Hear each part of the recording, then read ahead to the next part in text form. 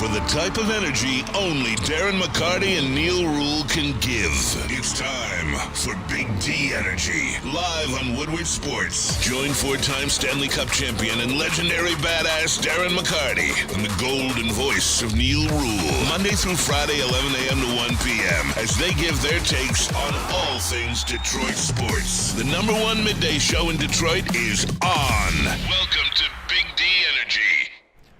What up, though, Detroit? Welcome into another episode on a fine Thursday here of Big D Energy on Woodward Sports. My name is Anson Wells, and I'm joined... Anson, your shirt brings the energy today. I don't have to say anything today because it's going to be a wild show just because of your shirt. Shout out my boy Brian over at Techno Snob, and of course this is Terry Foster to my left. How are you today, Terry? I'm starving. Yeah, me too. Yeah, I got a doctor's appointment today, so I have to do blood work, and they don't want me to eat today. Oh, so I'm in a little bit of a pissed off mood. That's how I'm doing. you get to eat after the blood work, though, right? Oh, I'm gonna eat like a pig. What are you gonna eat? Deciding. Okay. Don't know yet. I don't know if we're going to go the burger route, the pizza route. Black Rock? Nah, too far. Too far? Okay. Because when I get out of the doctor's office, I'm going to want something immediately. I feel that. I want something immediately right now. How about you, Spenny? You hungry today? Oh, I'm ready to eat for sure. I've been drinking coffee more in the morning, so it starts getting my appetite going real fast as soon as the day starts. I might have to start eating breakfast. I've never been a breakfast guy, unless it's like the weekend. You know, if I'm sleep in, I'll wake up, I'll make myself some eggs, whatever, or I'll go out to eat. But I've never been a breakfast guy. You been a McDonald's breakfast guy ever? Oh, yeah. Yeah. McDonald's breakfast is goated. It slaps. Bacon, egg, and cheese bagel? Come on. No doubt. We got intern Simeon Don't Call Me Rice in the sound booth. How you doing, my friend? Good, Anson. How are you? I'm good, man. I'm good. It's a hot one out today. Sure it is. Yeah. And we got some hot topics today. We got some Lions and some Tigers, some clips and all that good stuff. But we also have some sad news. And this one hit me extra hard because my family was a rock and roll heavy metal family growing up. It was Kiss, it was Led Zeppelin, and it was Black Sabbath. And my brother at 9 years old was able to talk my parents into taking him to Cobo Hall at 9 years old for his very first concert, 1977, to see Ozzy Osbourne and Black Sabbath. And What's as a a 9-year-old know about Ozzy Osbourne? man, he knew about it. He's always been the musician in the family. He's deep dive on all kinds of musicians for as long as he's been around, and he was not taking no for an answer. He talked my parents into taking him then. So I've been raised on heavy metal. An opportunity to see Ozzy 2 weeks ago give his last performance right before we got this sad news was pretty special. I saw a lot of the people out in the crowd crying when he, Mama Gonna Take Me Home? Yeah. You know, I don't know, that one was rough for me. I saw it on the top of the show sheet here, and it's like, I haven't really had a chance to talk about it, and it was I don't normally get too upset about musicians passing, but this one hit me, man. Well, my condolences. I never really got into him. Yeah. Yeah, but I understand he was a... It's a white guy thing, Terry. Huh? That's a white guy thing. No, I'm glad you said it. I listen to white guys. I've even been to a white guy concert. Who are your Okay. favorite white guys? In music? Yeah. I was going to say aside from us, of course. Yeah, you it's know. My obvious. favorite white guys. Well, I have to say Neil Rule. Okay. Because if I don't, I'm in trouble. That's fair. Spenny, although I invited him out this weekend, he turned me down. I but I saw still that. love him. I saw that. I appreciate Yeah. it, Terry. I do. I got a tea. I already booked a tea time. I'm sorry. I love you too.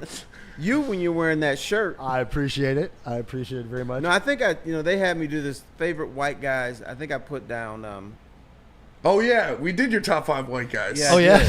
Yeah. I missed that. I'm sad. I had to take Jesus off the list because he's not white. Not a white He guy. is a rock star, though. Yes. Right. Was. I think Chuck Daly was on your list, or Larry Brown.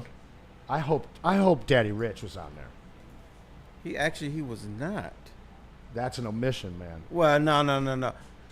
Daddy Rich was great. He was different when you had to cover him. Oh, I bet. I'm not saying he was an ass, but he was different. You know, you gave us a quote that you didn't say on air after Tuesday's conversation about AD and Isaiah and what Chuck had said to you shortly after and shortly before the exodus of Adrian Dantley.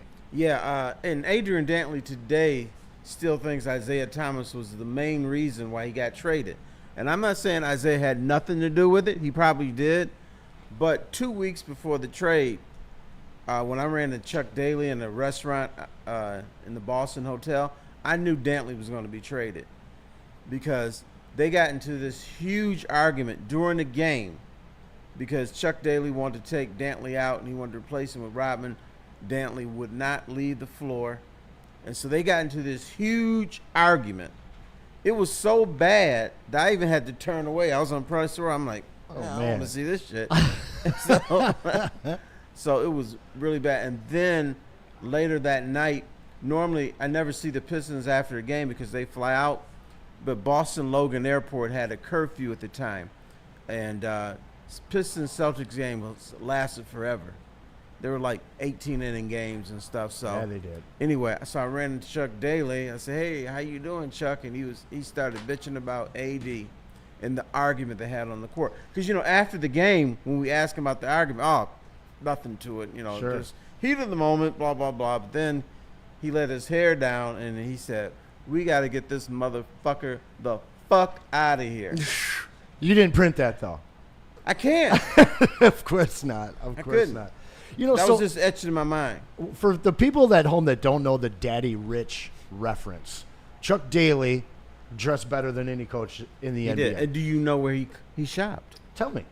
There was a men's clothing store that's no longer with us called Cousins. Oh, I remember Cousins. Yes, Absolutely. because one of the perks of being the beat writers, being Drew Sharp, the late Drew Sharp used to do a show on Pass, and they would give us Cousins Sports. $100 gift certificates, and then after we collected, at the time, 4 or 5, we buy ourselves a new suit and some shirt and ties and stuff. There you go. Now, I have an important question because this has been chapping my ass for some years now. Grew up on Daddy Rich. We went against Pat Riley, the other best dressed head coach in the NBA. What the hell is up with the dress code of the coaches? I get it. Go back to the suits. Thank you. Yes. You let the guy. I get it. You want to let the players that are out that day and show off their own unique identity with their clothing, but you are representing the team and the franchise. And these guys walking and stalking the sidelines in jumpers and sweatsuits drives me crazy. Where are you at on that? I hate tracksuits. Me too. You will never, ever catch me wearing a tracksuit. Oh, I would like to catch you wearing a tracksuit. I think it's like it's a league-wide and a coach's thing because they're doing it in college too. Everybody's wearing really, really casual. They're wearing sweatsuits. And I think I don't know if it's an edict, but there's been an agreement to wear all this stuff. Man, go back to the suits. No doubt. Suits are sweet. I was coaching in high school as a head coach of a basketball team, and I always wore a suit. I always wore a tie. And these other coaches, twice my age, would make fun of me as they're walking in their tracksuit, but I always had that last half after we beat that ass. Here's the argument I heard against it. What, do you see a baseball manager wearing a suit? He's got a uniform. Yeah, So- I think they should go back to suits. I think Tom Izzo specifically should go back to wearing suits because his record and success while wearing the suit is a lot higher than his record wearing the tracksuits. So. No doubt about it. I mean, you're in a different state of mind when you're dressed nice. Just period. I don't like wearing suits personally. Yeah, That's but why you I like know this what? job, 'cause I can wear whatever I want. They got to Ladies get do that. down and The dirty ladies like it when and Spenny dressed nitty-gritty up. That is true. with their players. So maybe they feel more comfortable cussing them out in a tracksuit. Could be. Well, we got some Lions news, plenty of it today. Yeah, there's a little bit of breaking news Yes, sir. from camp. I mean, Not great news. not great news. Terrion Arnold left practice with a leg injury, but it didn't look like it was anything super serious. He walked off under his own power. He wasn't like carted off or anything, but we've had a couple beat writers on the heavyweights the past few days. Nolan Bianchi was on it, and we also had Doc Macaroon on, and they said they're being real cautious with these injuries. They're being real preventative, where if a guy even gets his foot stepped on, it's all right. We'll get you off. Go out with the trainer. Make sure everything's fine. So It doesn't sound like it's anything too serious with Terrion Arnold, but he did leave with an injury. And this is the hottest guy in camp right now. Yes. I mean, these are the best clips that we see coming out of camp right now. You see the left-handed, one-handed pick on Amon-Ra. Some nice press coverage on JMO. And this is the guy that we're all expecting to not just take a little bit of a step, but take a big step as CB1 for this team. Yeah, it's a little scary. We were walking into the show here. I didn't like that news, man. Yeah, a little scary, but like I said, it does not sound like it's anything serious at all, so that is a good. Yeah, but we don't know. It may be nothing, because I think Dan Campbell was very, very cautious with his players, despite all the injuries we saw last year. I mean, on Wednesday, nobody practices. Yeah. I mean, and then you ask them about, they're good, and they come back Thursday and Friday and then play Sunday. Him pausing, stopping practice, that's not a concern for you, is it? No. I like that. He doesn't – when the coach sets the tone for a practice, you better follow it. Hell yeah. And he was saying, I don't want all this physical shit today. We got to get through training camp. And then, a guy who's trying to make the team probably got out of his element, and then stuff happened, and he said, I'm shutting this stuff down. Yeah. Yeah. That's probably what happened. But you know what? It takes away my favorite part of training camp, the fight. I was just going to say the fight. Love the fights. Yeah. I love when the big fat linemen get at each other. It's 100 degrees out there. They're all pissed off, fighting. And the coach is like, no, we don't like that. We don't do that here. Yeah. And we got Thor out in the middle of that fight. Yeah. It sounds like Alex Anzalone says he won't be holding out. Now, I spoke a lot on the – Yeah, I have the exact quote from him. It's just a real quick video that I can play. Boom, boom. If you guys want to hear that. Yes, we're please. being fed a bunch of baloney with Anzalone. Yeah, I agree. I like that. Bunch of baloney with Anzalone. There you go. And yeah, here's we have more quote that we'll get into later, but here's him talking about holding out. Alex, this is like a month and a half off, but is this something that could possibly delay when we playing this season? No. What, you expect to practice at all this preseason? I mean, is that Yeah, I hope so. Yeah.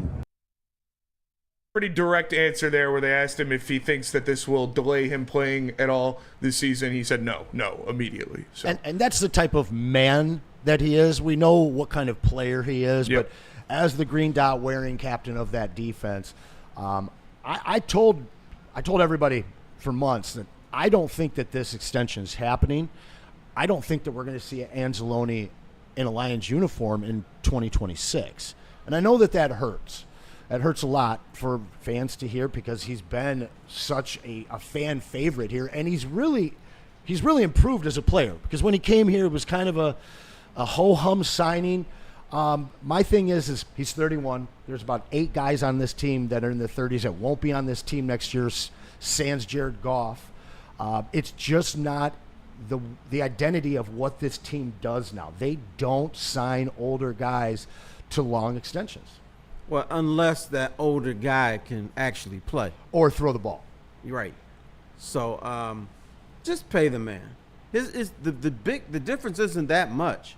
I don't know why the Lions are being so frugal. I'm not going to say cheap, but so frugal with their money. Just pay the man. He's helped you out a lot. He's not going to be here in 3-4 years anyway. So just give him his little cash now. Send him on his way after next season. So I don't know what the big deal is. Well, much like we're seeing Ratledge forced into the center position, something that long-term I think benefits this team. Do you think that they want to open that position up for Jack Campbell to allow this to be his defense? Of course. Yeah. The NFL is a young man's league. If you're 30, 31, you probably should just keep your mouth shut. And that's probably what Anzalone should do. Just keep your mouth shut. But, I just think that the money difference isn't that much. So, yeah, they like Jack Campbell. They want to put him out there. They want to have him be the green dot. Yeah. And he's probably almost ready for that. Yeah, he seems like he's ready to take that next big step. Yeah, and we're hearing a lot of talk about that. And Dan Campbell said, that's his defense. So we got a lot of Lions that we're going to get to. The Tigers, swept by the Pittsburgh Pirates. We're going to talk about that and a lot coming up very soon. But first, let me tell you guys about BlackRock, because BlackRock is the summer of giveaways. And week 2 starts now. Shout out to Chris Raddick from Canton for winning the Tigers tickets from that first giveaway. Now you can win free filet for a year. That is an 8-ounce filet entree every month. Enter by scanning the QR code. Every entry also gets you a shot at the grand prize, which is 4 tickets to the home football opener on September 14th. The entry for this week closes on July 27th, so make sure you get in there now. Ready, set, sizzle. It's BlackRock and Woodward Sports. It's part beauty, part beast. It's for those who dare to be different, for those who want to stand out, and for those who are built for more. The all-new Ineos Grenadier combines strength and style for an unmatched driving experience. Sold exclusively at Feldman Ineos of Waterford.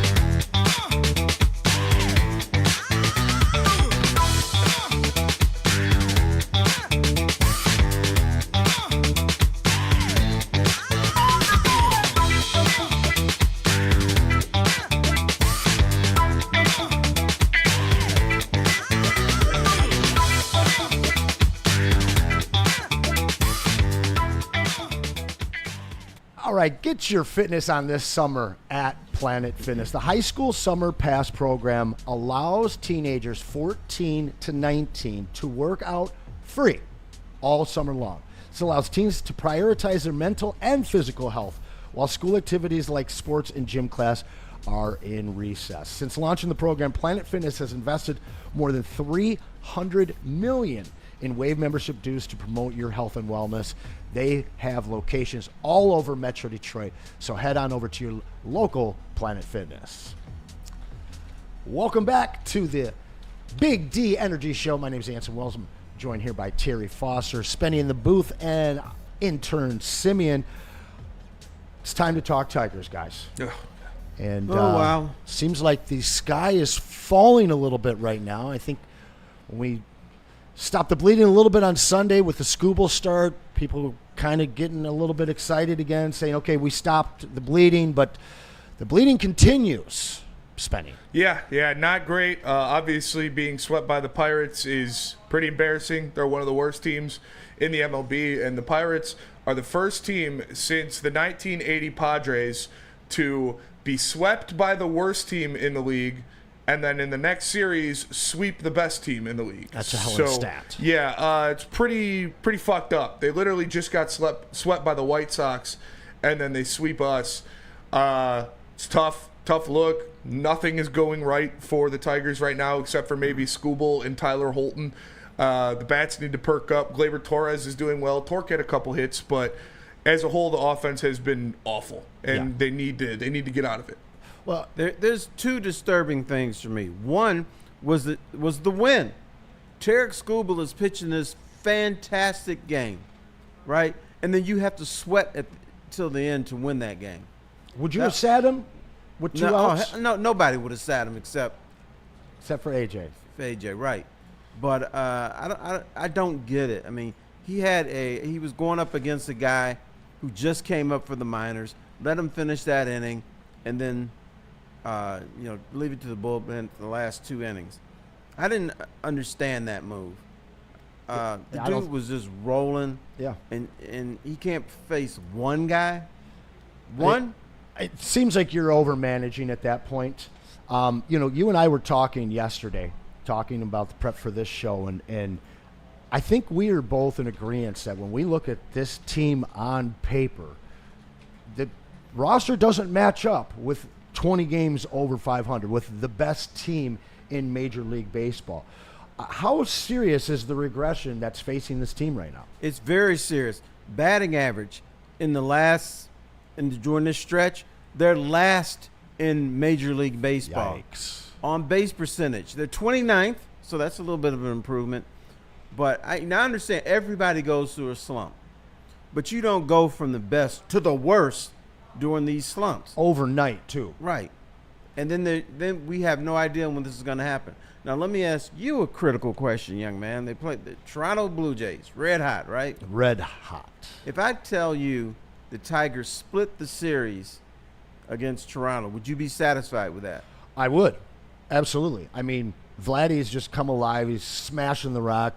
Bo Bichette knocked one out last night. I think even Addison Barger did. I mean, that team is playing so well offensively.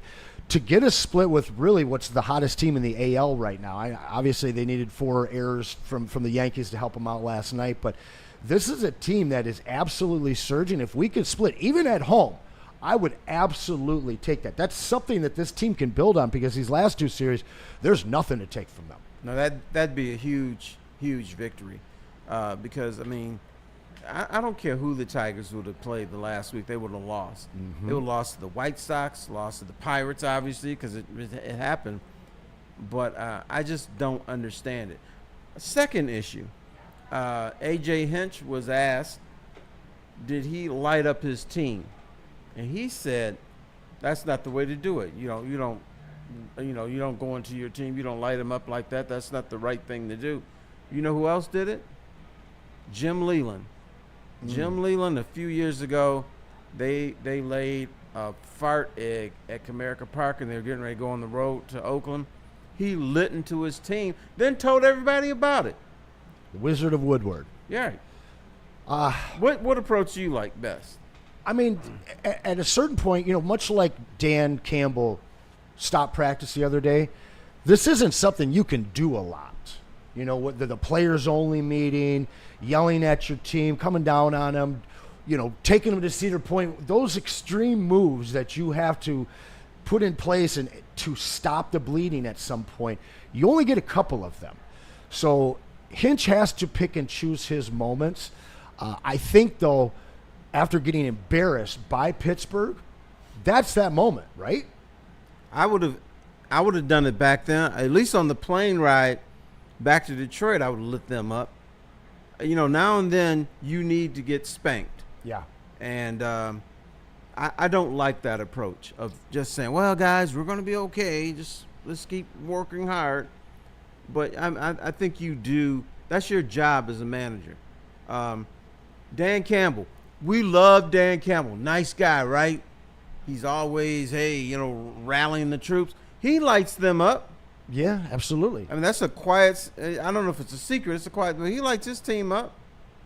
And he knows that at some point you got to say, hey, here's the deal. They're all grown men. They can't take it, then get the hell out of here. So, Spenny, lead is 8. Am I correct? Yes, I believe. There was a tweet the other day I saw that basically Cleveland, at the exact same point that I think they were down 12 or 13 behind us, was the exact same date that we were 13 games out of the wild card spot last year. Yeah. Is karma coming for this team? I don't want to go that far. Is karma going to flip this thing and take this division from us in the last week of this season? Is this team playing that badly? I mean, is there no light at the end of the tunnel? No. If there's a light at the end of the tunnel, and karma is not going to steal a division race from you. You can lose a division if you play like shit, but it's not going to be on karma. This is the But Tigers karma's got them playing ass. like shit, maybe. I know. They have themselves playing like no shit. Doubt about that. They need to get out of it. And, yeah, it's Guardians are 8 games back, and the Royals are 10 games back. So you got it. I mean, you built yourself up a big lead by playing amazing baseball in the first half of the season. You're having a rough stretch here. 10 games of bad baseball. You got to switch. You can't have it be 20. Yeah. Cut it at 10. You got Blue Jays coming into town. Go out there and win some games. And I will say this. I don't think karma's going to come back and get them, but I can't tell you when this slide's going to stop. Me neither. It just seems like it's them now. And what stops this slide? Is it the arms or is it the bats? You know what? Here's what stops it. I hear everybody say, what do the Tigers need? They need arm. They need bat. They need an arm. They need a bat. Here's what I think they need. I don't give a damn what they do. Bring in an arm, bring in a bat, bring in a new GM. But I want to see from the front office and Chris Ilitch that they give a damn, that they recognize something is wrong. Do something. Yeah. And don't do we're bringing up someone from Toledo. He's going to be good. No.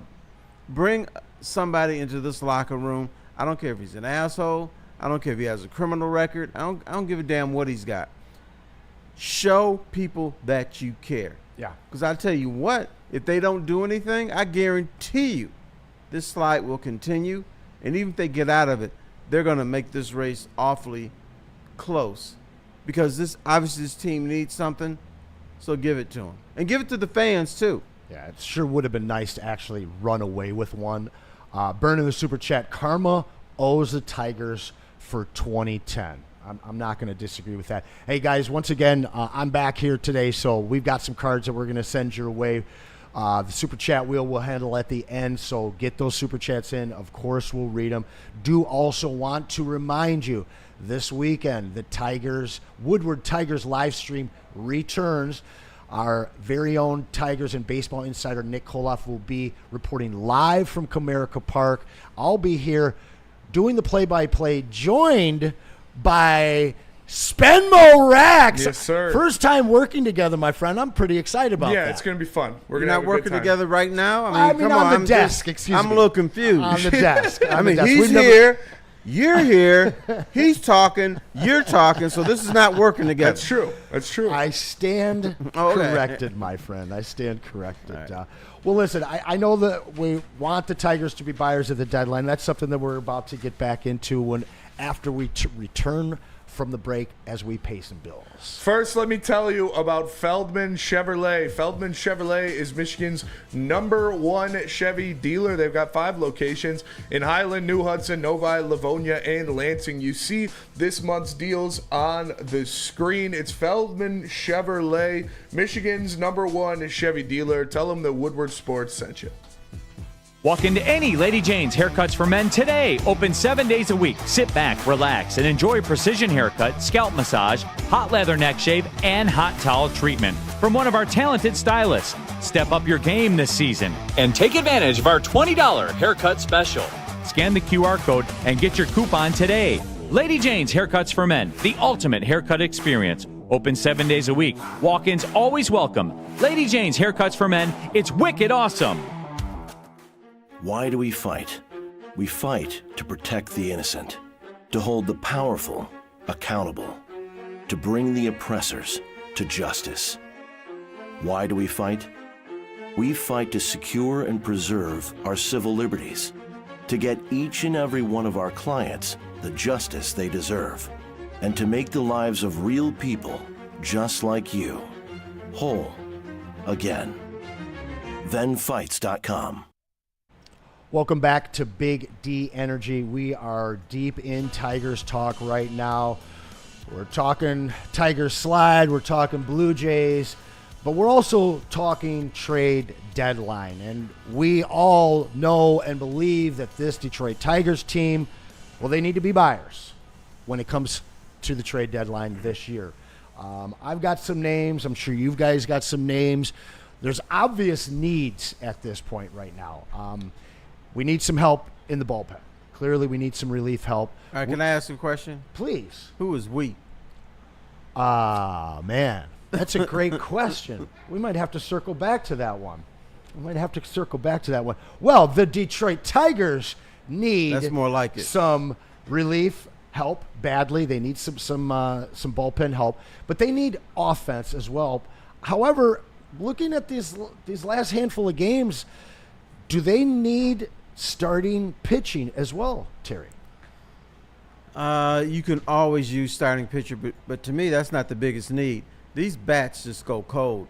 And even when they're hot, I don't trust them. Yeah. I don't trust them at the plate. So I think offense is what I'm looking at. You got any names in mind? How about a guy who's begging to come here, Suarez? Yes, sir. Eugenio started with the Tigers and is already put it out there that he'd like to be back. A little bit older. I believe he's 34. So I don't know if this is a long-term move for the Tigers. Only need him for 3 months. That's right. I don't care if he's 54. That's right. Is it in this team's makeup now to go and get a rental like that? No, I don't think it's in their makeup to go get anything. And that's my problem with the Tigers. And here's one thing. I hope I'm wrong on this. But I have said continually, if the Tigers put themselves in position to be winners, and it's going to take Chris Ilitch to pull out his wallet and checkbook or whatever and put them over the top, he's not going to do it. Ain't fucking happening. Unless he can find somebody cheap. Yeah. Unless he can find somebody from the farm system. Well, and all these names that keep being linked to the Tigers, at least here in Detroit, nationally, I'm seeing them linked to the usual suspects, to the Yankees, to the Dodgers, to the Red Sox. Suarez seems like the guy that should be dominating all of the talk in Detroit and nationally. That move, to me, should absolutely happen. I can tell you right now if it's going to happen or not. How much does he want? How much does he want to get paid? You got an answer on that one? I don't know if it's the pay thing. Like I said, I'm with you, Terry. I don't give a shit about an extension. Just get him here right now to help the team this year. You're trying to win a World Series this year. He's a guy who's going to hit around 50 home runs. Like, bring him in. I agree. Okay. You know what? I'm a little confused. Maybe I'm just old and crotchety and I don't know what the hell's going on. But I'm looking at the Detroit landscape. There is a defensive end who's begging to come back to the Lions. No doubt. He's not going to cost that much. Lions are like, oh, Zadarius Smith on the line? Click, gonna hang up. Suarez, I want to come back home. I've hit 36 home runs. I'm probably going to hit 50. I want to come home. Tigers, we good. Do you think that this team, I mean, obviously they're focused on this year. They want to make a run in the playoffs, hopefully make it to the World Series. But there's so much investment and so much talent in the farm system for the Tigers right now that, you know, again, I don't like the term window so much because I believe that this team is building from the ground up to be one of the better franchises in the MLB for some time. So is there a reluctance to let go of some of these young players in the farm systems that it would take to bring a Eugenio into town? Well, if it is, that means they're not serious about winning. If it is, I mean, I'm sorry. This is big boy stuff. Professional sports is big boys. I'm not going to sacrifice the possibility of winning a World Series because I feel sorry for Pookie down in Toledo because I don't want to take Pookie's time away from him so we can have a spot for him. No, cutthroat. You want to win a World Series. So that means bringing in Suarez, or that means bringing in anybody. And if that takes away the bats from somebody, so be it. Yeah. I mean, this isn't the cute Tigers. Well, oh, you know, if we play hard and bring in somebody, we could finish third place in the division. It's not that. You've put yourself in a position to be a championship contender. Now it's time to act like it.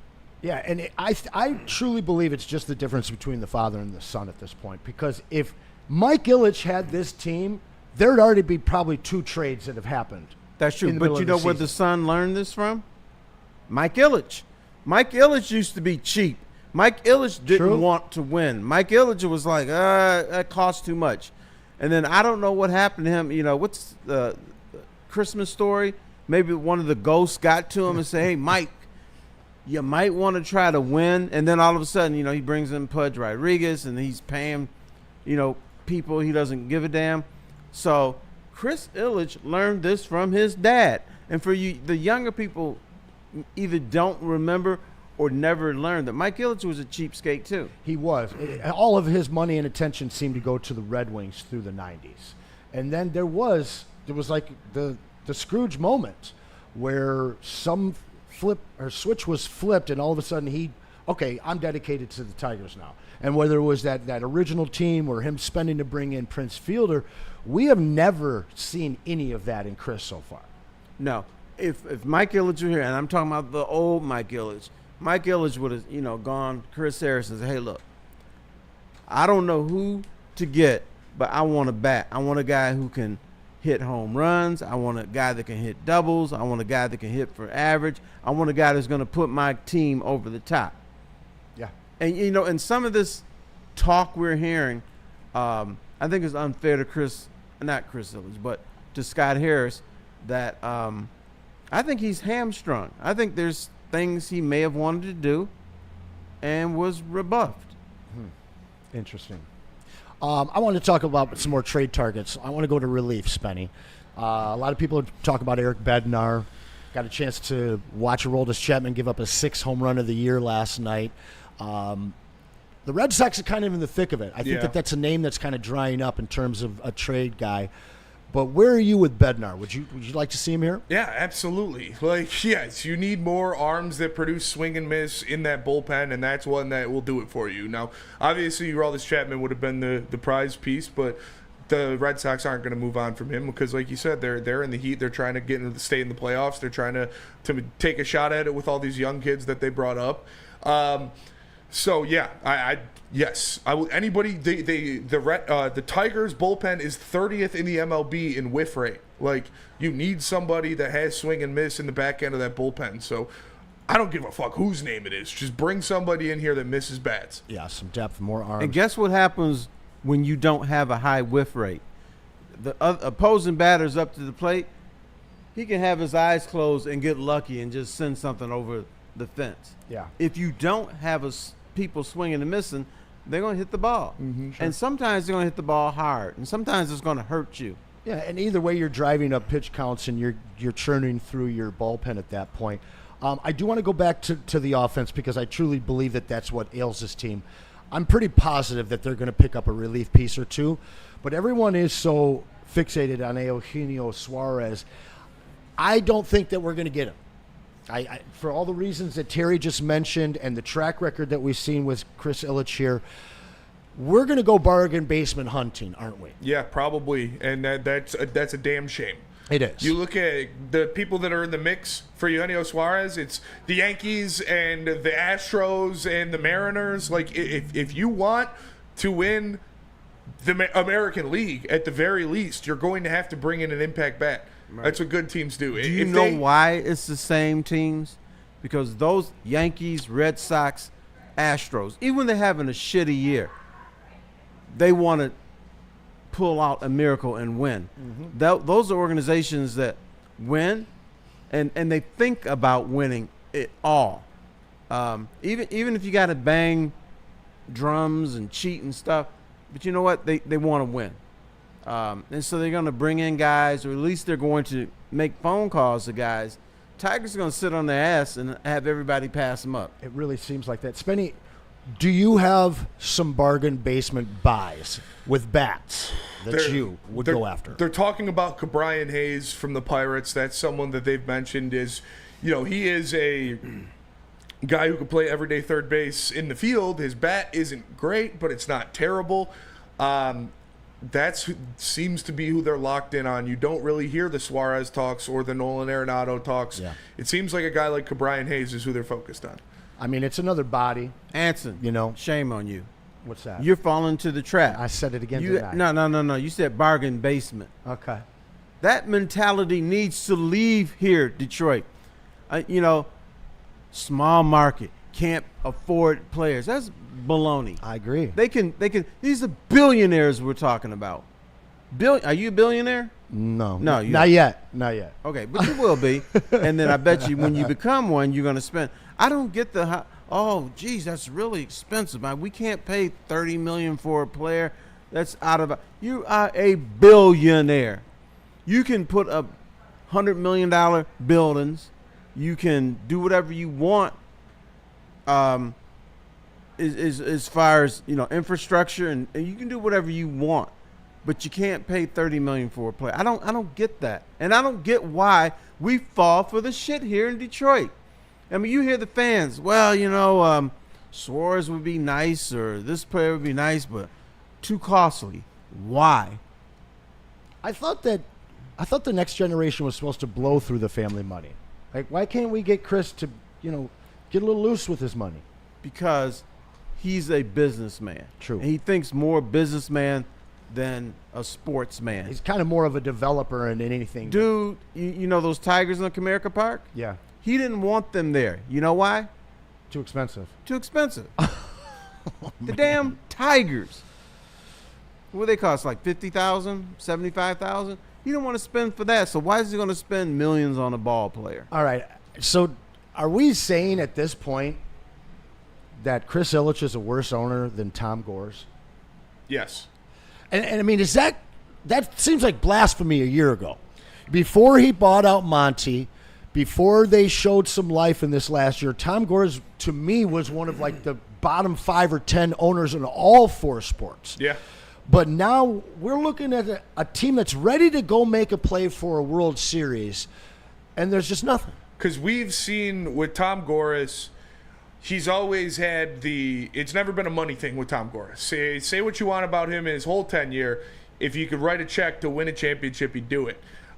He is a guy that saw his mistakes, righted his mistakes by buying out Monty Williams, got a guy in here that knows what he's doing, and went hands off. He's letting Trajan Langdon run his team. Yes, sir. Chris Ilitch brought in guys that know what they're doing with Steve Yzerman and with Scott Harris, but he still wants his hands in the pie, and it seems like that he's still dictating decisions that they can or can't make, and we know he's a cheapskate at this point. So, and he lies to us. Yeah. He literally said, when this team is ready to win, we're going to spend. Last year, they were a win away from the ALCS. I don't know. Right now, they were the number 1 team in baseball. They're still the number 1 team in the American League. I don't know what else you're looking for, Chris. Yeah. Pony it up. If you allow the Yankees to get Eugenio Suarez when you have more you can offer and he's exactly what you need, it's embarrassing and you should be ashamed. Right now, you have a team that's ready to win, a team that's ready to compete for a World Series. You sat there and told us that when that happens, you will pay, you will sign guys, you will make moves. So fucking do it. Do you know why he said that? So people like you would shut the fuck up. And then later on, I'll worry about that later. Yeah. Sounds like Ilitch doesn't want to take off the gold crown. It sounds like it. Because he was thinking they're not going to be good for a while. So I don't have to deal with this stuff. And we're going to go to break. We're going to come back. I see the chat talking about it a lot. We're going to talk about the injuries that happened in camp today to both Terrion Arnold and Derek Barnes and what's going on with the camp situation. But first, let me tell you about Gold Crown, because if I keep thinking about Chris Ilitch, I'm going to need some of this. You got the Jesters, the live resin infused pre-rolls. You've got a ton of concentrate with their exclusive collabs like Peninsula Gardens and like other things that Peninsula Gardens is top tier stuff. So them with Gold Crown on concentrate collabs, like, come on, what are we doing? They've also got the gummies, nerd-coated live resin infused gummies. They are amazing. When you're thinking concentrates, the first thing you should think is Gold Crown. How do people feel about getting a Planet Fitness membership for $15 a month?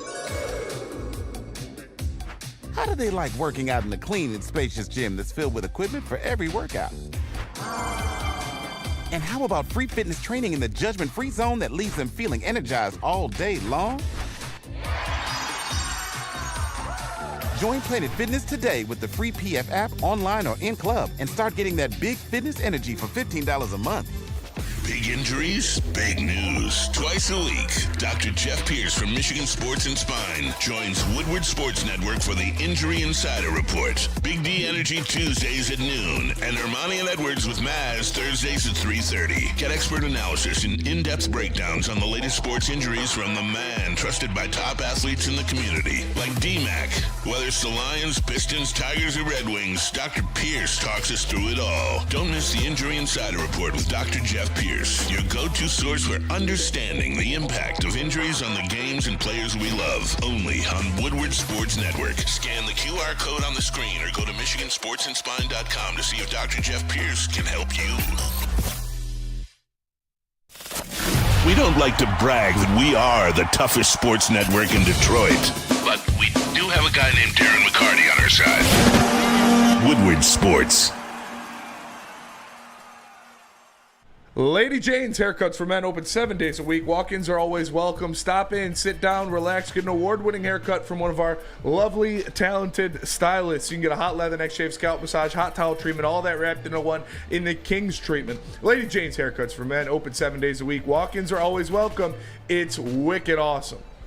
Welcome back to Big D Energy here at Woodward Sports, and we have some very sad breaking news.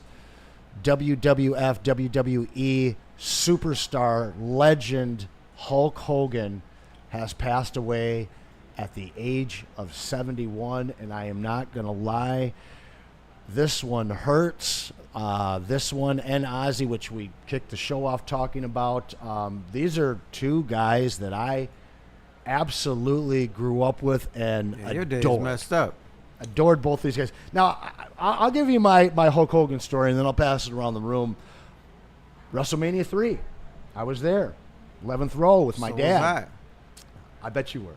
Andre the Giant, to this day, my favorite guy. And you liked Hulk Hogan. Everybody did, but I sure did not want him to win that match. I cried when he beat Andre the Giant. Do you know Andre the Giant was drunk during that match? They didn't know what he was going to do. Right. They didn't know if he was going. Now, you remember that had that long bear hug? Andre the Giant had Hulk Hogan in this bear hug. It was lasted forever. Yep. What they had to do, because Andre the Giant was drunk, he had like 50 beers or something the night before. At least. They had to shorten the match, and the way that they did it is they pretended to have Andre the Giant place Hulk Hogan in his big bear hug, when in reality Hulk Hogan is holding up Andre the Giant, trying to get him through that so they could finish the match. Wow. I'm going to have to rewatch that now, because I remember that point, but it was more of just a hug than a bear hug. Yeah, it was a little hug. Did you ever meet Hulk? No, but Andre the Giant. You did. I met him several times. I don't want to get off course off of Hulk Hogan right now, but I need to hear the Andre the Giant story. Rest in peace, Hulk Hogan. I used to on weekends I used to cook hamburgers at the old Lindell AC, America's first sports bar, by the way. It's no longer with us. So sometimes, or a couple times, Andre the Giant came in, and Lindell AC had third-pound burgers and big buns, and they were huge. You pick one of those things up, and your face would hide because of the burgers were so big. Andre the Giant, when he picked up, he would order like 2 of them. Looked like a slider. It did look like a White Castle because his hands were so big. What was he like? Very nice, cordial. Yeah. I mean, just wanted 2 beers and 2 burgers, maybe fries, and he was gone. I don't know if he ate fries, but I know he had 2 burgers, a couple beers, and then he would be on his way. He was real nice, had the little French accent. It was cute. Yeah. Simeon, you a wrestling guy at all? Not at all. Not at all? Not at We'll all. go straight to Spenny. Spenny, does this hurt you? Again, I'm not a big wrestling guy either. It sucks. Like Ozzy was worse for me than Hulk Hogan. Same. Obviously, you respect Hulk Hogan for what he was as a wrestler. Him as a person is a different thing, but put the house on the Nick Castellanos home run. Rest in peace, Hulk Hogan. Yeah. His finishing moves sucked. It did. The leg drop was easily the worst. Most recognizable, but the worst. You can throw somebody from the top of the ring. You can pile somebody, and they're fine. Okay, let's keep going. But then you throw your leg across somebody's chest, and they can't get up. That made no sense to me. Taking shots from the grave. I mean, listen, in the 80s, he was everything. He was wrestling. Then you see him move over to the WCW and come back to WWE with Hollywood Hogan and the marker drawn on dark. See, I didn't like that. No, I hated that. They screwed that up. I hated that. But, well, shout out, rest in peace. Wrestling has certainly lost a legend. But the Lions... I'd say let's go to break. Let's go to break early. Yeah. We'll take it, and then we'll just push through. I appreciate that. Yeah. Hulk Hogan rest was in at the peace, Lions. Hulk. He was with the Lions. He was at Lions he camp was at the last Lions. year. Yeah. Yep. Mm-hmm. All right, well, let me tell you about Loom Cannabis. Loom Cannabis, you can get any store near you. Find out where they are at loom.com. You can order online. You can place your order in-store or online. Use promo code WSN30, and then you will get 30% off whatever you want. The Buzzin' drinks, I'm telling you, they're amazing. 7.5 milligrams of THC in a can. I love the Buzzin' drinks from Loom. Hangover free, perfect for the summer. Make sure you guys go check it out. It's Loom Cannabis. Summer's heating up and Feldman's clearing space for the incoming new models. That means massive markdowns during Feldman's hot summer sale. Get a 2025 Silverado for just $189 a month, or this 2026 Equinox for just $209 a month. Inventory's moving fast, and when it's gone, it's gone. So don't sweat the search. Just get to Feldman. More locations, more inventory, more ways to save. The hot summer sale is on at Feldman Chevrolet, Michigan's #1 Chevy dealer. How do people feel about getting a Planet Fitness membership for $15 a month? How do they like working out in a clean and spacious gym that's filled with equipment for every workout? And how about free fitness training in the judgment-free zone that leaves them feeling energized all day long? Join Planet Fitness today with the free PF app, online or in club, and start getting that big fitness energy for $15 a month. Les Stanford Chevrolet Cadillac Buick GMC. You can get in the car you want for the price you will love. Hit up my guy Goran at Les Stanford and he'll hook you up. He hooks me up every time. He's getting me in a new Blazer here pretty soon because my lease is up. Make sure you scan that QR code on the screen to see their massive inventory. It's Les Stanford Chevrolet Cadillac Buick GMC. Welcome back, guys, to the Big D Energy Show. Shout out Burn with the super chat. Ric Flair will outlive us all. Honestly, it's no doubt crazy about that it. Ric Flair's still kicking. No Ric doubt Flair about it. had like 10, 15 drinks at a setting. Yeah. Oh, Partier, yeah. man. Yeah, I heard a story. He flew from Japan to the United States. He drank all the way. Wow. He was so hammered he couldn't even get off the plane. That's one of the best documentaries out there. I mean, I would too if I was doing that. What the fuck? It's a long flight, man. It's a long flight. Well, let's get into some Lions talk. We got a little bit of interesting news going on right now. We've got some possible injuries. We've got some drama at camp. We've got Anzo drama as well. Yeah, we'll start it with what happened today so far. Terrion Arnold and Derek Barnes both left camp with being evaluated. Derek Barnes for a hand injury and Terrion Arnold for a leg injury. I haven't gotten any updates yet, but that is the latest, that they're being evaluated for those injuries. It doesn't seem like it's that serious, but still you don't like to hear that, especially with the camp that Terrion's been having in short duration, but so far this year. Well, you know, with Malcolm not looking to come back into late September, obviously with the news with Barnes, with Anzo up in the air, seems like this team never can have enough depth in the linebacker room. Yeah. They're talking to Kaiser White of the Cardinals. He's in town today, I believe, correct? Yep. You know what I don't like? I don't like noise around teams. And what I mean by noise is contract holdouts, that's noise. Injuries, that's noise. Somebody saying something stupid, that's noise. Somebody getting arrested, that's noise. I'm hearing a lot of noise around the Detroit Lions. And I think for the first time, I am concerned about this season. I was never concerned about the season because, A, they can't have as many injuries as they did last year, but they're already starting with the injuries, and we're not even into training camp. Anzalone has a contract thing. There's just noise around this team. I like quiet teams. And that's something that this regime has been great at. Win or lose, even when they were terrible when they first got here, the noise was mostly eliminated. That's an interesting take because I hadn't really thought about that, but I have in the last week kind of been feeling a little more unease with this team. The offensive line situation didn't bother me. The retirement didn't bother me. Saying goodbye to some defensive coordinators and bringing in new guys didn't bother me. It seems to all kind of be happening right now as we're getting back into camp, and this is new for us. We haven't seen that over the last 4 years. But is it getting it out the way, or is this things to come? Because sometimes when you start getting injuries and discontent, it's an avalanche and it never stops. Or sometimes it's like better to get it out the way and then everything is great later on. So I don't know, but I don't like the fact that Lee McNeil's going to be out for most of the season. Levi is gone now. Levi, but I didn't count on him anyway. Yeah, it seems like we might have a season now. I still believe that this is a playoff team. I still believe that we're going to see this team in the Super Bowl, but it also could be a year where the fan base kind of turns on this whole situation. If this team only wins 9 or 10 games, 10 games might get them into the playoffs. I got news for you, brother.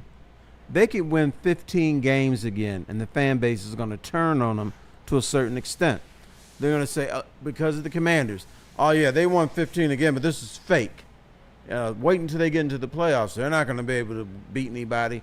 So I think the fan base has been scarred with that Commanders loss. Yeah. They've been scarred with the way the season ended, and I don't think that's going to go away until the Lions prove that they can be a good regular season game and a very good playoff team. The trauma with this fans is very, very real. And then we got a quick reminder from a team we've never beaten in the playoffs in Washington last year. I kind of am starting to see this team going through a lot of adversity, sneaking into the playoffs. Unlike last year where everybody had all of the expectations, when you lost 22 defenders, I don't understand that going into the playoffs. But this could be maybe a team that kind of comes in under the radar, that suffers an opening week loss in Green Bay as they're trying to figure out their new offense out. And I absolutely believe that this team will make the playoffs. I don't think that they're going to miss the playoffs by any stretch. Yeah, but you're saying sneak. And I kind of maybe like that for this team. Is that crazy?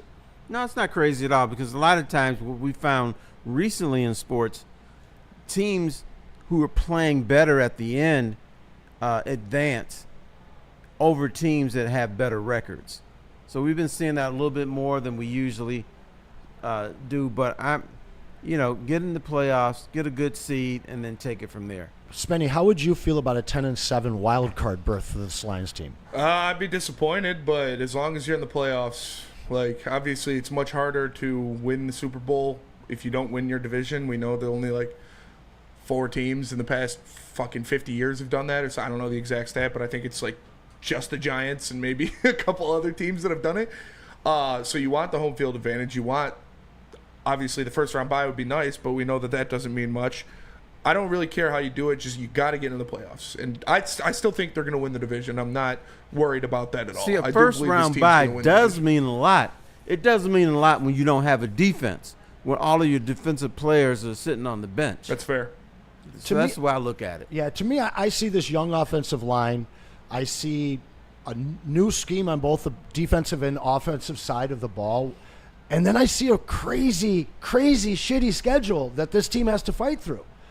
So they're going to be forged through fire with a bunch of young new faces, including on the sidelines. This team could be gelling by the time we hit the playoffs, adversely to what we saw from last year's team, a team that had the wheels falling off. You know who else used to do that? The New England Patriots, when they were rolling. They weren't great in September. In fact, teams would come up and, we beat New England. Oh, we good, we bad. Tom Brady's washed. Right. And then those teams would fade. But New England in October, November, December, you couldn't beat them. Well, and last year's Chiefs team was terrible. They weren't going to make the Super Bowl midseason. Correct. So I don't know. I mean, it's something to think about, and I think it's something to store in the back of your mind if you do see this Lions team get off to a tough start, see them lose maybe 2 out of those first 3 tough games that they've got on the slate. But I have such belief in the way that this team has been built and their focus on the young guys that this isn't it isn't just about this year. It's about the rest of this decade. And for me, it's really important to see them take the step to win playoff games. I don't care what the seed they do it from. Yeah. Yeah, the regular season is obviously it's still important, and you still want to win the division because you want to put yourself in the best situation to go into the playoffs and have success. And playing in front of the fans in Comerica Park, in Ford Field, is the best way to have success. It just flat out is. We truly have a home field advantage. But at the end of the day, it doesn't matter if you lose, if you get your ass beat by a fucking rookie. Like, it really doesn't matter. So just get into the playoffs and then win playoff games. I'm not saying that it doesn't matter. Like, I'd much rather win the division, but it's all about what you do in the playoffs. Give me the 2 seed with no week off. Yeah, I'm cool with that. How about and this? I think that's a realistic expectation to have for this team. They go 11-6 and win the division. Would you be good with that? Absolutely. Hell yeah. I got no. I think that's what's going to happen. Yeah. Put another division Unless banner there's up. more noise. Get a home field game. Yeah. Maybe the schedule works out your way and you get another one. Maybe even 3. Yeah, who's going to be the 1 seed in the NFC this year? Maybe the 49ers because they got like the weakest schedule ever created. Maybe the Eagles. Their schedule is pretty tough too, though. So maybe the Lions. Maybe the Lions. Could be the Lions because I know the schedule is tough, and I know I'm going to get scared even saying all of these. And I know you're on the road in Baltimore, on the road in Philly, on the road in Kansas City, on the road in Cincinnati. Like, those are tough matchups. But you're the Detroit Lions, too. But you know what? Welcome to the real world. Yep. That's what good teams have to do. Yep. Dallas, when they were good, had to play a tough schedule. Kansas City had to play a tough schedule. Buffalo had to play a tough schedule. Lions didn't have to play a tough schedule. You know why? Because they sucked. Yeah. So it wasn't, nobody wanted to see them on TV. Now, people want to see the Lions on TV. So when you're on national TV, guess what? You're going to play a good opponent. Yeah. You're not going to play the Sisters of the Poor because now people finally want to see them. Now, people are all – so how come our Lions are not on national TV? Because nobody wants to see that crap. Now that they're on national TV, they don't want to put the Lions up against the Sisters of the Poor, so they're going to have them play somebody good. So, therefore, that's what you get when you're good. That's the Sisters of the Poor. Shout out Byrne with a great super chat here. Yet only 2 number 1 seeds have actually won the Super Bowl since 2000. And only 5 have even made it to the Super Bowl. Number 1 seed ain't that great. Shout out Byrne. Keep those super chats coming in. Once again, we've got some cards that we're going to send out to the winner on that prize wheel at the end. And, of course, we'll read those super chats out loud for you. So going back to, the injuries at camp, obviously today Terrion Arnold left camp with an apparent leg injury, which, again, didn't seem that serious from reports, but we still don't know what it is yet.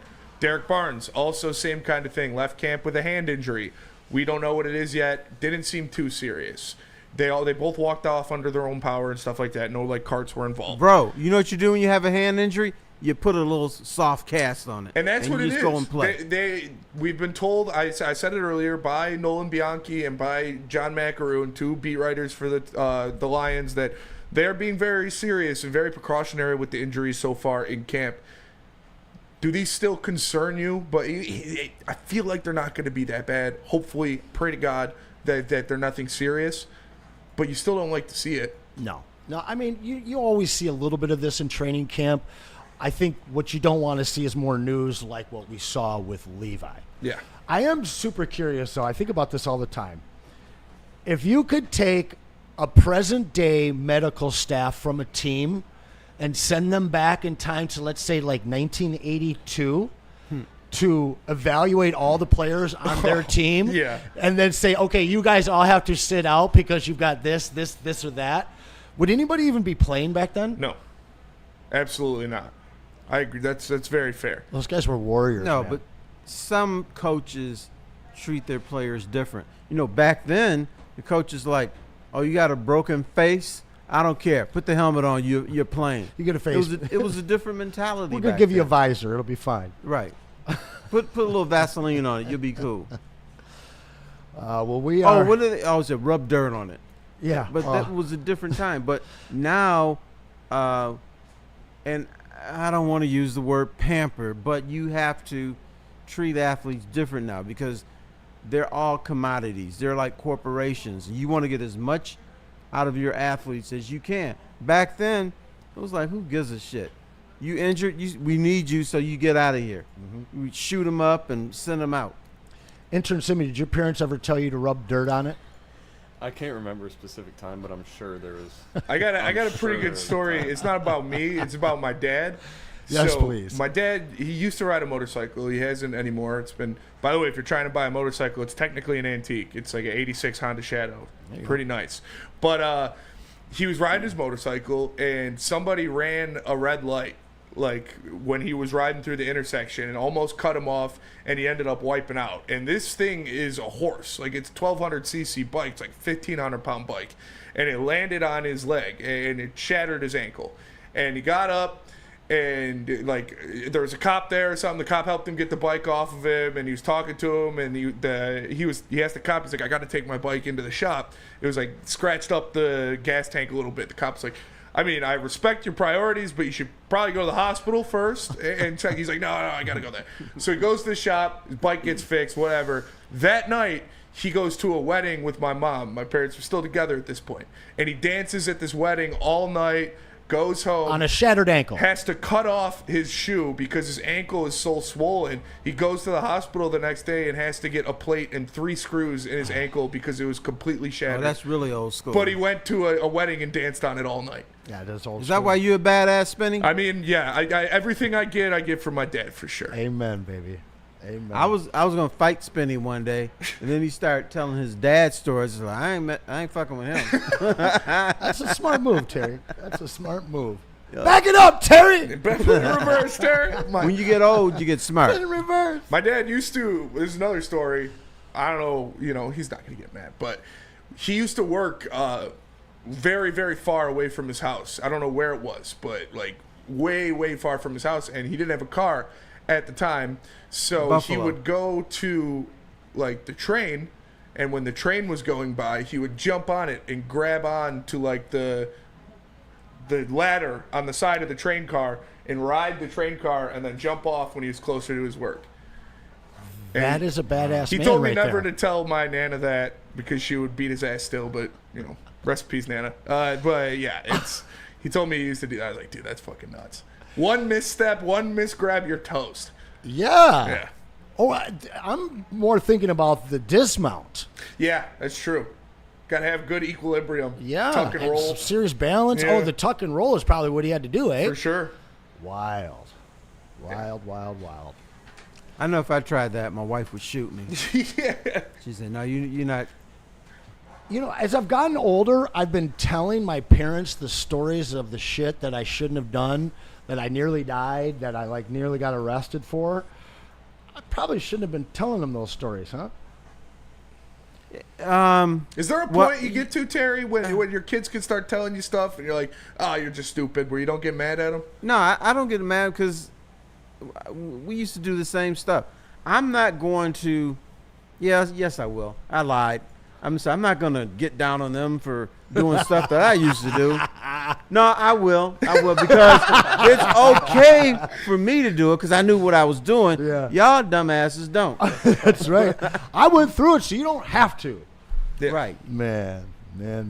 It's fair. I say we go to break, come back, talk some more Lions. Got a couple sir. of audio to get to, but first tell us about Caesars, Anson. Hey, man, listen, if I told you that you could place a bet up to $1,000 and if you lost, you got that back, I know you'd be in.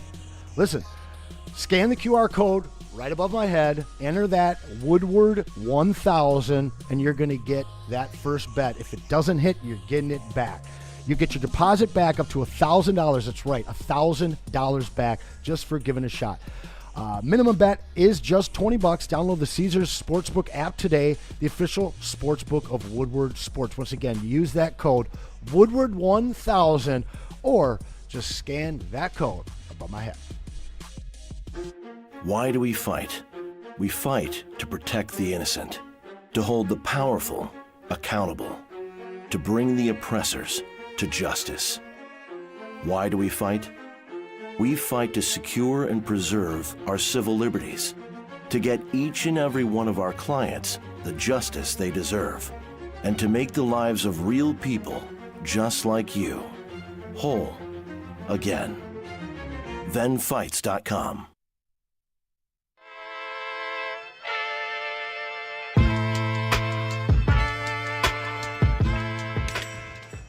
Hey, Tony, what's up, bro? Same circus, different clowns. For sure. You want the usual, the big zip? You know me too well. I threw a little something extra in there for your ma. Oh, Hope man. she's doing all right. Ay, guy, sei un santo. You're a saint. All right, buddy, we'll see you next time, okay? Grazie. A ton of fun, a ton of sports, and a ton of man meat. Welcome to the Woodward Heavyweights, live daily 5 to 7 p.m. on Woodward Sports. Attention sports fans, don't miss out on expert sports injury insights with Dr. Jeff Pierce of Michigan Sports and Spine. Join him every Tuesday on Big D Energy and Thursdays on Ermanni and Edwards with Maz, where he offers top-notch injury advice. Trust the guy that DMAC trusts, Dr. Jeff Pierce, here to keep you in the game, performing at your best. For more insight, visit him at MichiganSportsandSpine.com or give him a call at 248-426-9944. Welcome back to Big D Energy. We've got some Lions talk on the docket. However, I was just given some great news. But this great news is for you, chat. You want to go to the Tigers game tonight? We got 2 tickets for the winner of today's Super Chat. The prize wheel. Not only are you getting some of these cards, but you're getting 2 tickets electronically transferred to you for the Tigers game tonight. The weather is damn perfect to be down at the ballpark today. So take advantage of this, guys. Get your Super Chats in right now. Smash that like button. We, of course, will read them. And then at the end of the show, we're going to put that wheel together. And we're going to send a couple of you guys to the Tigers game tonight. Love it. Absolutely love it. Maybe they'll finally win a game. Hey, somebody's got to bring some luck to them, boys. That's fair. For real, for May as real. well be some Super Chat slappy. Oh, man. I can already think of a few people in those seats right now. You talked about it a little yesterday that you guys wanted to talk about Marcus Davenport. And Yes, speaking sir. of the injuries, obviously this is a guy who's dealt with injuries in his career, but there is a lot riding on Marcus Davenport's health coming into this season for the Detroit Lions. Where is your concern level with that? Personally, I love to have faith in Dan and Brad and say that he's finally healthy. I always think of Davenport as like 33. He's only 28. Yep. He's not an old guy. He's a crazy disruptor and very, very productive when he's on the field. So if these guys are correct and this guy is healthy and he gives us 15, 16, 17 games, this is a guy that can kick inside and help us in the interior. He can also cause havoc from the outside. This is a guy, when it comes to his play, I really would like out there. But you might have some different opinions. No, I do. And no, you asked the wrong question. What's my concern level with him? How about what's my pissed offness level is with him? We were on the show the other day, and I said the one guy I want to hear from is Marcus Davenport, because we keep talking about his position. We keep talking about how the Lions need Zadarius Smith. The Lions need Trey Hendrickson. The Lions need anybody there to pair with Hutch. On the other hand, you have Brad Holmes saying, no, we good. We don't need that. So in other words, he's putting his eggs into the basket of Marcus Davenport. So the reporters finally talked to him, and I think it was Brad Galley asked him about the season, about his urgency and stuff, and he said, don't look at me. He didn't seem that concerned. He didn't say, I'm busting my balls. I'm going to make sure that I'm prepared for this team. He seemed so nonchalant and like didn't give a damn. That pissed me off. I did not like that clip. I've heard some weird things. There's a player that I cannot say his position or his name. My source begged me not to. But they were at a party. And this guy, when they said the 10.5, talking about the line, he said, we'll be lucky to get to 10. And I don't want to shock any guys out there. I'm not going to put anything else out there. I'm not putting his name out there. But there seems to be, you said it. You brought it up, the noise with this team right now. Mm-hmm. There's a lot of quotes and situations and drama with this team right now that we haven't seen. We've just been focused on not being terrible, getting better, winning a lot, and winning 15 damn games. And now, I don't know. I don't think that we're coming off the rails by any means. Can I ask you a question? Please. Who is we? Oh, I kept saying it, and I was waiting for you you to play ask for me the that. Detroit Lions? I do not, sir. Do you work for the Detroit Lions? I do not, sir. So therefore, you can't say we. It's they. They want to win 15 games. They had a player who said that we'd be lucky to win 10 games. Spenny, he cracked down on me and KG on this one real hard yesterday. He did. And this one actually really kind of started with college and then went into the pro stuff. Now, KG, he can actually say we when it's the Tigers. Yep. Because he was... No, he can't because he doesn't work for the Tigers anymore. But, so you... Just because you have to still be employed by them to say we? Yeah, I mean, just because you slung popcorn a few years ago doesn't mean you're part of the organization still. Spenny, do you believe that you can call the Lions we? I do. I do. I'm going to, and I'm going to continue to do it because I'm a fan. A lot of my life is emotionally tied to whether the Lions do or do not have success on the team. I spend a lot of money on this team. I would say a vast majority of my... All right, motherfucker. All right, check this out. Let's say you're at Ford Field. You're all happy, you're drunk, and having a great time, right? Yeah. Lions are trailing the Bears by 3 points. And Amon-Ra St. Brown catches a game-winning touchdown with 3 seconds left. Oh, yeah. We won. Yes. Now, you take your ass out on the field to try to hug your boy, right? Because we just won the game. Yeah. You know what they're going to do with you? They're going to cart your ass out the stadium. They're going to say, no, get him out of here. And then they said, well, you want us to just remove him from the building? No, take his ass to Woodward, get him so far away from here because this is not tolerated. He's not part of this celebration. That's why you're not we. They don't give a damn about you. Hey, Terry, I will counter that with this. I was in the building when Dan Campbell and the Detroit Lions won their first game as a team, and we all celebrated that touchdown catch by Amon-Ra St. Brown in the final 5 seconds against the Minnesota Vikings. Now, I didn't run out on the field and try to hug Amon-Ra St. Brown, but we were together and we shared that moment. But you know who the one. we were?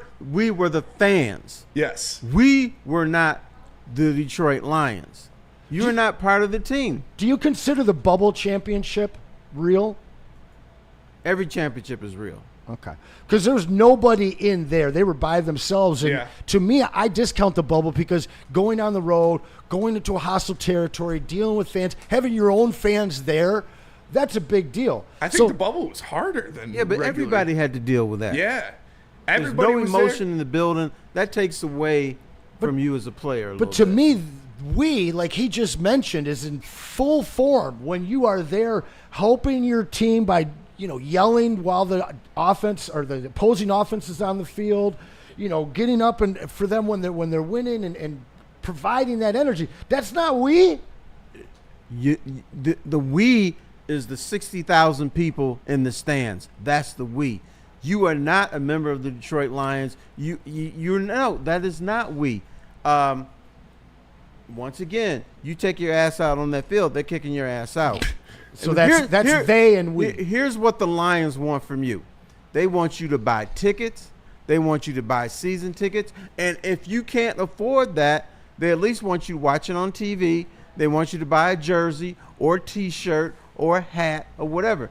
They want your money. They don't give a shit about you.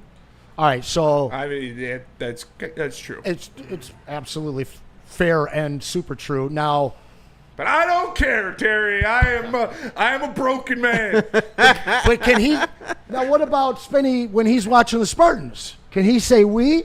Because he went to state. Did he go to Michigan State? He did. Yes. He got his diploma up on the wall. He is a Spartan.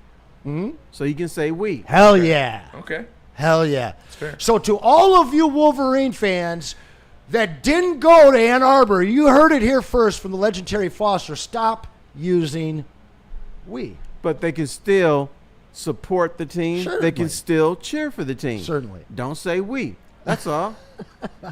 Hey, I got to update the chat once again. We've got 2 Tiger tickets. We just got word. These will be electronically transferred to the winner of the prize wheel at the end of the show. Guys, super chats. Where the hell are they? Nobody wants to go to a Tigers game tonight? It is a perfect summer evening to be down at Comerica Park. It only costs you $2 to get your name on that super chat wheel. If you do $10, I will double your spots on that wheel. $10 or more, you get double the spots on the wheel. So And you know what people are let's get saying? going. Said, damn, I got to go see them get their asses kicked live now? No, I don't know. They're going to go down there and say, we won tonight because I was there. Can you say we if you're at the game? Because you are a part. It's a factor. The crowd comes in. They talk about the home field advantage. You're a part of the game. No, because you paid to get in. You're watching a team play. You can say, we were at the game. We enjoyed ourselves, but it's not. What about the 12th man? They call it's it not the 12th we man. won. You know what? That's a marketing thing. They say that because they're trying to dupe all you fans into thinking you're a part of the team when actually you're not. Okay, I need some clarification. What is the lowest job on the totem pole That's a good question. that you have to have in order to be able to say we? I mean, Janitor. Like, janitor? Yes. Like you taking parking out in front? You're we? If you got to be if you employed have by a the team. paycheck and it has a Lions logo on there, then you can say we. If they don't get a ring, are they still we? Janitors don't get rings, so yeah, they can get a ring because they are part of the organization.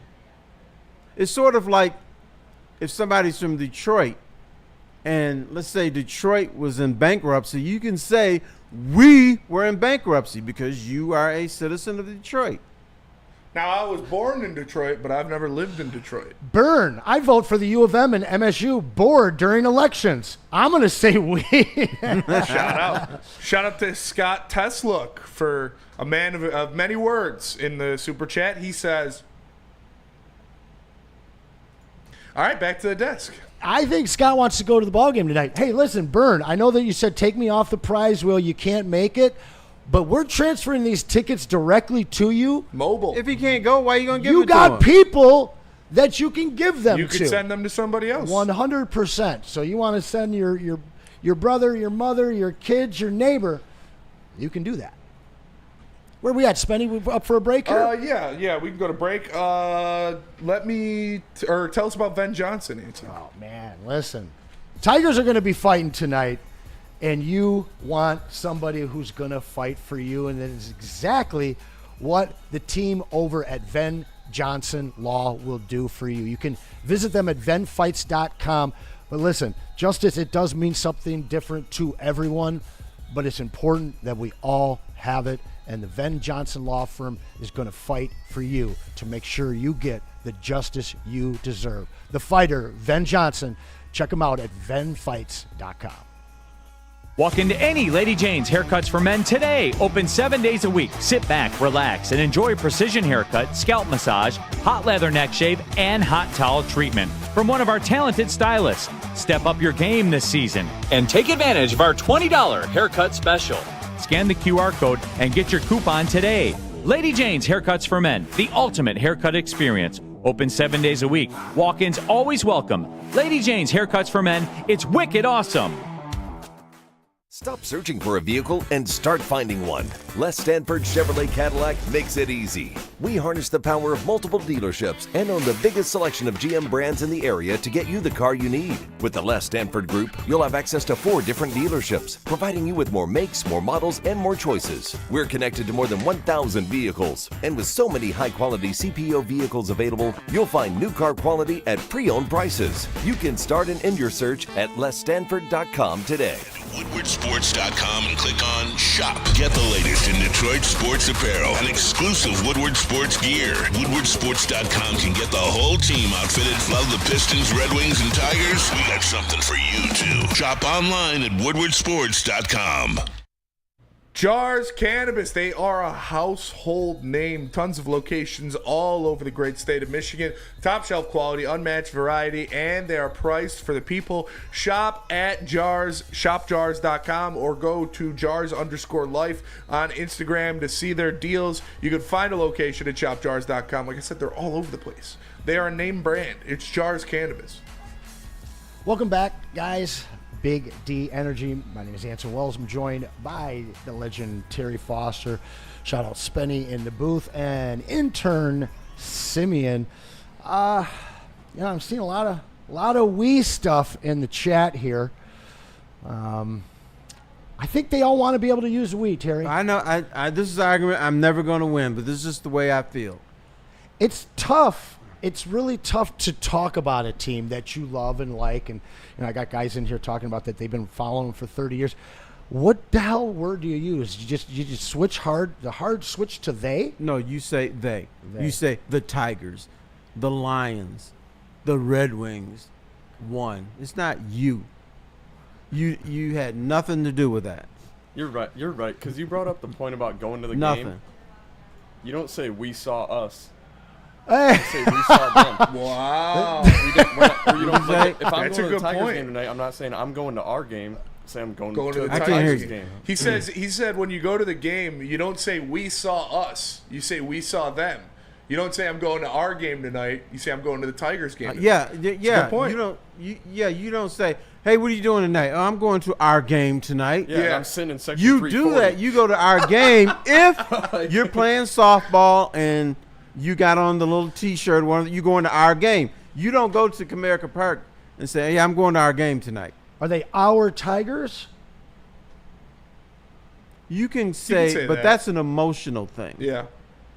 I mean, you can say, you can spin it any way you want, young man. All right. Well, speaking of going down to the game tonight, I do want to remind you guys, $2 or more on the Super Chat, you're going to get on that wheel to get 2 tickets tonight for the Tigers, courtesy of our friends over at Les Stanford. Shout out. No doubt. Now, I see something on here that gets me excited, and it's the word Pistons. Did the Pistons get better this offseason? I know where I am at on this one. I would absolutely love to hear where you're at, Terry. There's an old saying called 6 of one, half dozen of the other. Mm-hmm. I think that's what the Pistons did. I am upset with some of the losses, and Schroeder is the guy that I'm upset that they lost.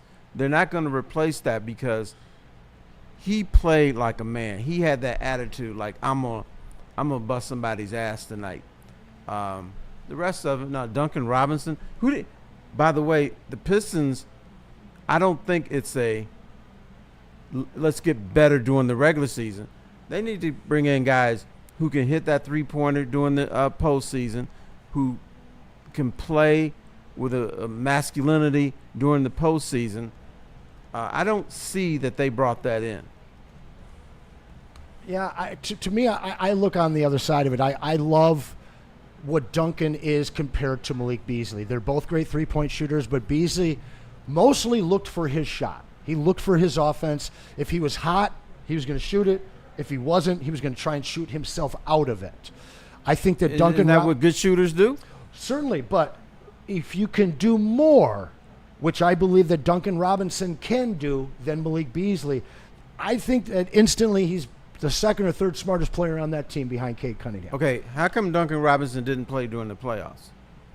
I don't watch Miami Heat games often, to be quite honest with you. Because so he was out of the rotation. He is a little limited off defensively, but what this guy... A little?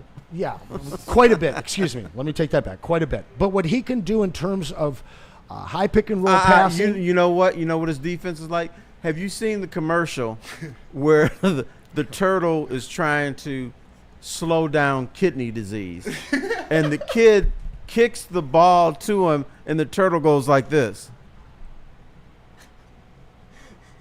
Whoops, didn't stop that ball. That's how Duncan Robinson plays listen, defense. He can't play defense. I know it, but the guy's a great Duncan passer. Robinson plays defense like Right. he's got kidney disease. Yes. I mean, he's No, this is him when somebody's going by him. So I'm Damn, reading, that dude sure is I'm fast. reading DNC Entertainment talking about the cost of what it would have been to keep Dennis and THJ or going out and getting Duncan. Duncan is technically on a 3-year possible deal with 2 team option years. So this might be a one and done for him. Dennis Schroeder was never coming back here. I loved having him here. He's not liked. He's just not liked. He opens. So I get that, but this team culture is more important for this team coming out of what they've been mired in, the terrible play for over about 15 years that they've been dealing with. You guys with the Duncan Robinson kidney disease. You know what? I come from a different place. Forgive me. He's got jaundice. I come from a different place. You know what? You're a cute little guy.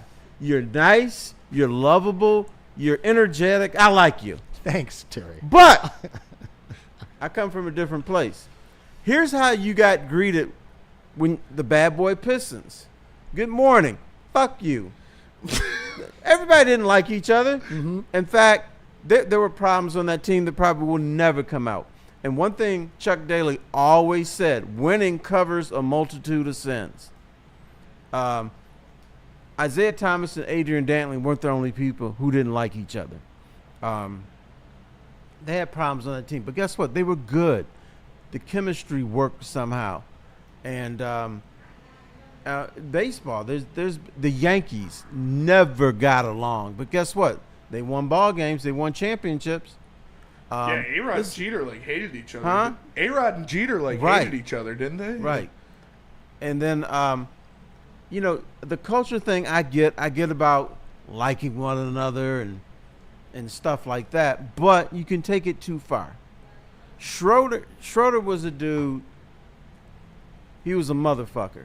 And I want some of those people on my team. Like the Lions. If you say, well, I don't want to bring in this player because he's not nice, I'm saying, well, I don't care. It's not even so much about that, but you just look at this guy that's been all over the league. He's never really had a landing spot for long, and it just seems that there's something about him that turns teams off, and they're willing to let him walk. To me, Karis LeVert can score in more ways than Tim Hardaway Jr. can at this point in his life. I don't think that Malik Beasley's a very good defender. He's not. He's better than Duncan Robinson, but Duncan Robinson... He's not like the turtle that goes... Not a lot. Yeah. But Duncan Robinson is a great passer. He's very good in the pick and roll.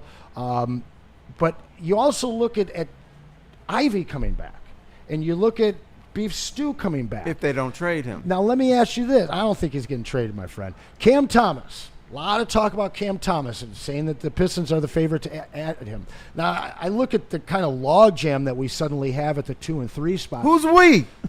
I'll call the damn Pistons we, man. All right, I was a Detroit heckler for them. I bled for those boys. It's fair. But Just because you heckle them doesn't mean you're part of the team. I was worth 2 points every damn night I sat in those games in those seats. You were there. You witnessed it. You tell me I'm not. You tell me I'm full of cap. No, I'm not. That's the truth. Look, 2 points a night. You know what?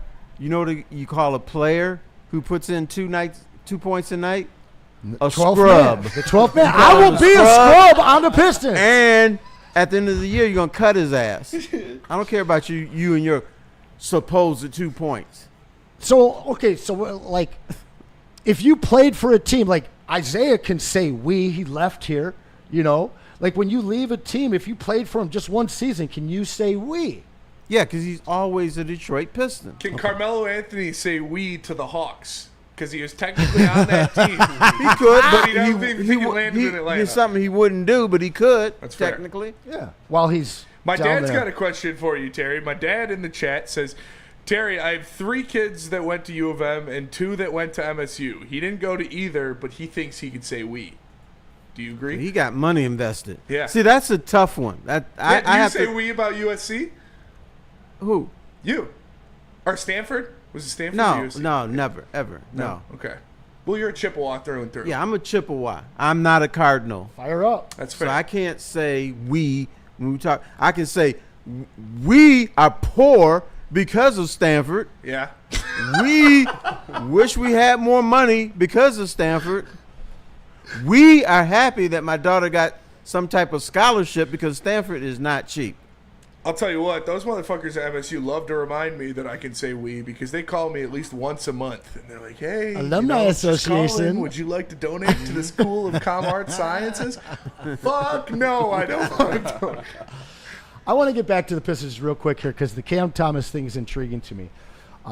This is a guy that's truly instant offense and is pretty darn young still. How would you feel about the Pistons getting him? I'm fine. Instant offense, I'm all for it. Yeah. And there's rumors that they might go after Malik. No, not Malik. Let me get my notes down here. But because there are rumors that the Pistons want to do some trades. Well, I'll let you look at those. Which I'm in favor of.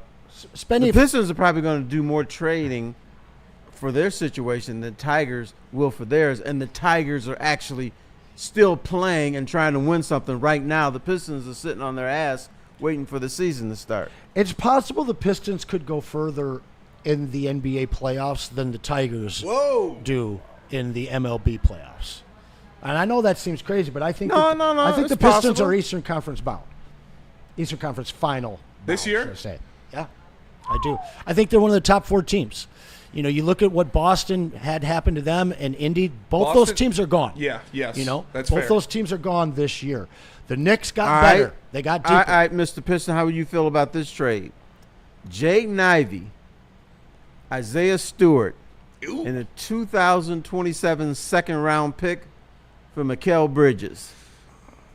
No.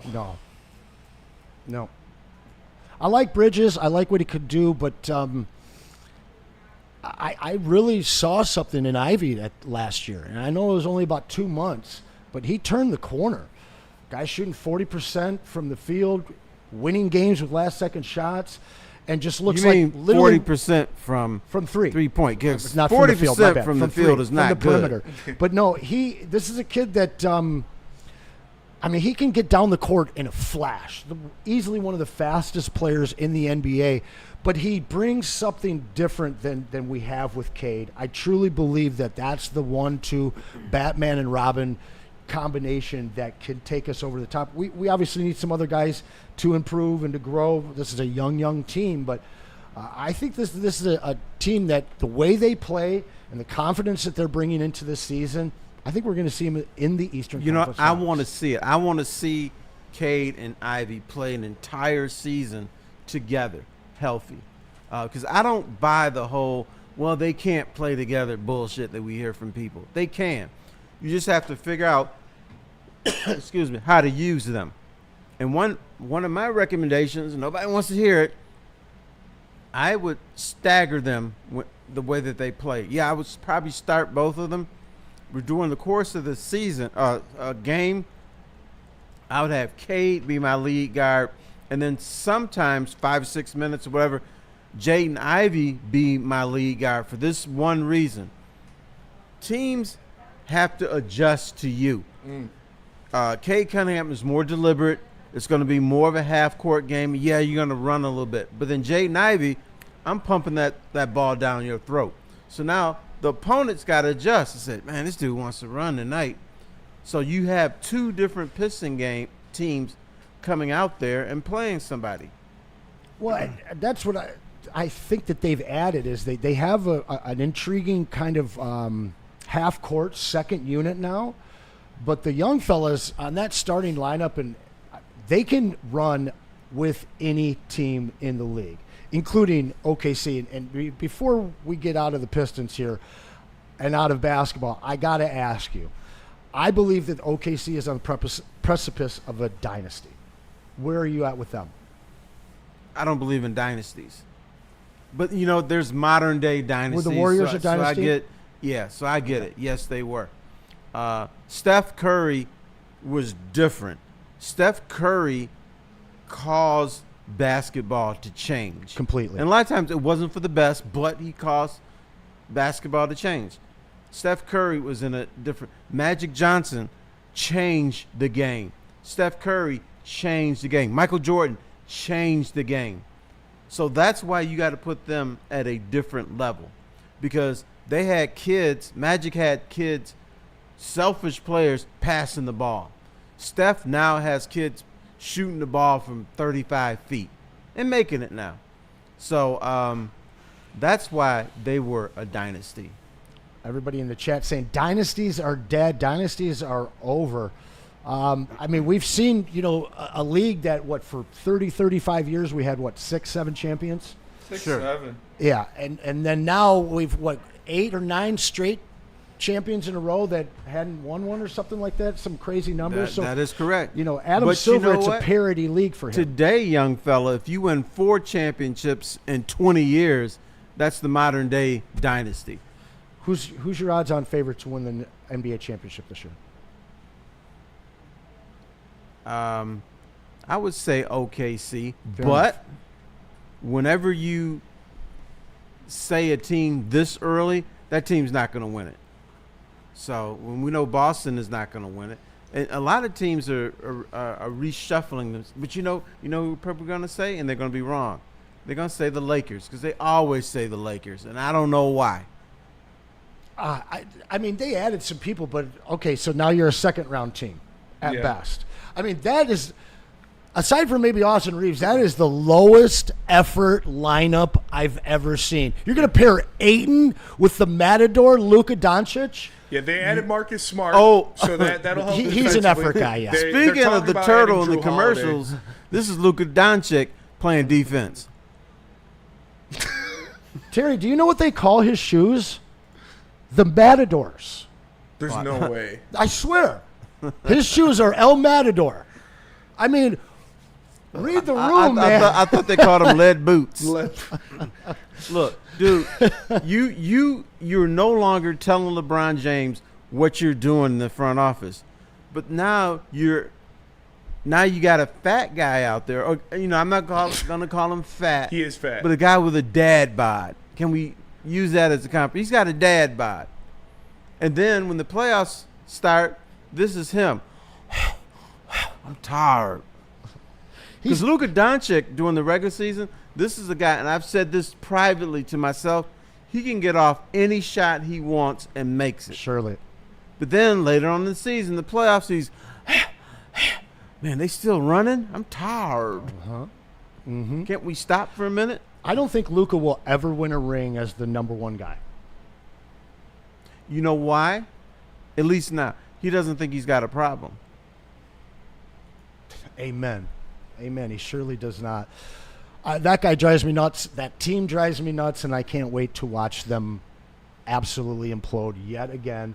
I think that LeBron, if things aren't going, will be traded by the deadline. But I think that we see one more year of LeBron so that he can play with Bryce James.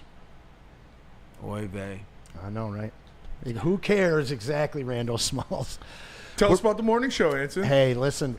Morning show, Sean Belizean in the morning with Maz. We are in our first week, and it has gone oh so well, man. I tune in, I watch it, and listen my entire drive in as well as my morning beforehand. This is the squad. Listen, two Detroit sports legends, you know them both well. Expect breaking news, guest interviews, interactive segments. The interactive board is pretty awesome. And that classic Detroit fire that only these boys can bring. Grab your coffee. Start your mornings with Real Detroit Sports Radio, only on Woodward Sports starting, this last Monday. The Sean Belizean in the morning with Matt Show. Stop searching for a vehicle and start finding one. Les Stanford Chevrolet Cadillac makes it easy. We harness the power of multiple dealerships and own the biggest selection of GM brands in the area to get you the car you need. With the Les Stanford Group, you'll have access to 4 different dealerships, providing you with more makes, more models, and more choices. We're connected to more than 1,000 vehicles, and with so many high-quality CPO vehicles available, you'll find new car quality at pre-owned prices. You can start and end your search at lesstanford.com today.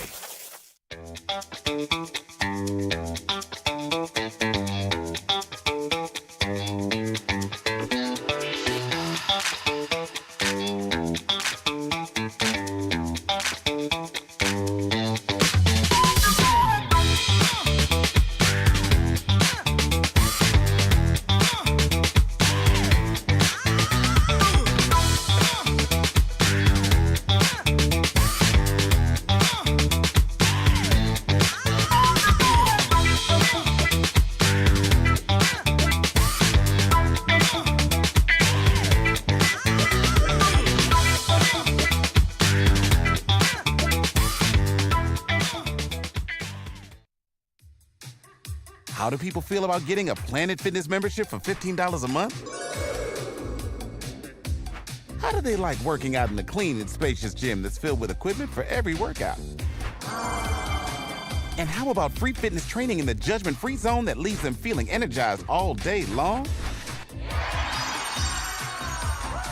Join Planet Fitness today with the free PF app online or in club and start getting that big fitness energy for $15 a month. Mad Packs. Go to getmadpacks.com to find some near you. Shout out Mad Packs. They've got the high-low pre-rolls, the Boom Shakalaka Tarantula, THCA infused Moon Rocks, and just regular flower. They've got cherry runts and a ton of other strains that are great for you. Go to getmadpacks.com to find some near you. Also, let me tell you about the Massage Chair House. Shout out to our guy, Dr. Eric Duncan. The Massage Chair House is the largest massage chair showroom in Michigan in Bloomfield Hills. Scan that QR code to see their massive inventory. They've got a massage chair that will fit every single budget. MassageChairHouse.com. Welcome back for the final 15 here with Big D Energy. Terry Foster, my name is Anson Wells, Spenny, and Simeon rocking it out in the booth here. We got some more information coming out of Allen Park, some more noise, Spenny. Yeah, I guess that they shut down practice again today, and Dan Campbell kind of shut things down. I don't know if they shut it down completely or just stopped for a little while, because apparently this is from Colton Pouncey that Brian Branch and Amon-Ra St. Brown were getting into it multiple times in the practice session. I mean, that's the one matchup that yes. Yeah. 100%. I got 2 words for that. Love it. Yes. I love when they start nubbing and getting on each other's nerves. They're competing. There's one thing to practice, and then there's to compete. I don't like the fact when there's a 10th round defensive back shutting down practice. When St. Brown and Brian Branch going at each other, that means they're fighting. They're fighting for something. Yeah. And I love it. And here's the official tweet from Colton Pouncey. He says, Dan Campbell stopped practice today after several scuffles broke out in an early portion. Brian Branch and Amon-Ra St. Brown went at it multiple times. Second day in a row practices stopped. On Tuesday, it was for tackling and shorts. Pads on tomorrow. They're ready. I love this. I do too. You know what? You know why they used to shut down practice under Wayne Fonts?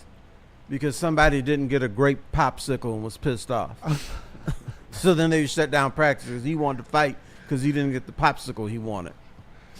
I could listen to some Wayne Font stories from you all day long. I got one for you. Please. And I did something that was unprofessional, I will admit. Wayne Fonts was talking to us at the Silverdome in the end zone, and he was talking about coaching. And he said something about Bill Parcells, me, and other great coaches. And I cracked up. I started laughing. I said, dude, you don't deserve, you're not in that stratosphere. You're not other great coaches. You said that to him?